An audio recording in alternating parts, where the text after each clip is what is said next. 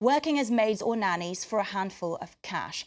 As the country's economy keeps growing, so does the demand for domestic workers. But there's a lack of legislation to protect them. Many work terrible hours, 6 days a week with no minimum wage. Some have even been beaten to death. Vikram Singh and Mantakini Galot report about these maids dubbed the invisible workforce. 7 a.m. in New Delhi, and like 10 million domestic workers across India, Helen Soren is starting her day. For over 9 years, the 26-year-old has been cooking and cleaning in the houses of middle-class families across Delhi. I was initially brought here to study, but that didn't work out, so then I had no choice but to stay on and work. Soren works 6 days a week and is paid around 80 euros a month, a typical salary for domestic workers in a country where cheap labour abounds.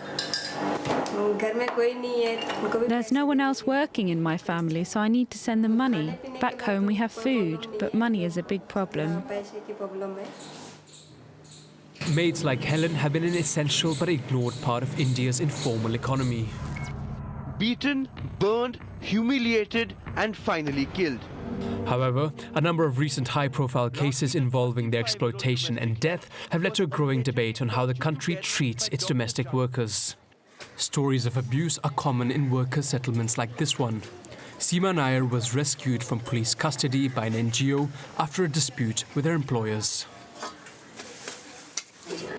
Things were fine until I got sick and took 2 days off, and then my employers accused me of stealing. The police obviously believe them. They don't listen to poor people like me. Anyway, how can they expect us to work after paying us only €6 a month? No action was taken against Seema's employer for lodging a false accusation or for underpaying her. The frequent mistreatment of domestic workers has been linked by some activists to the traditionally hierarchical nature of Indian society. So what happens is that most of these people who come to work are coming from not only poor families but also lower caste. So that's also one of the reasons where the people who employ them are exploit them. It's also feudal mindset where the worker is not respected at all. Efforts are now underway to unionize India's domestic workers.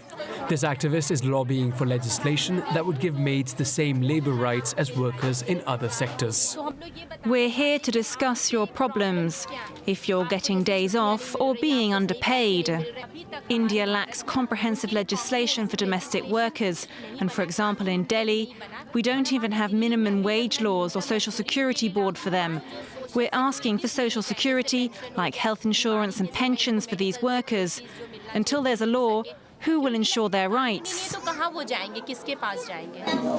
India's parliament has continuously delayed passing a bill to protect domestic workers.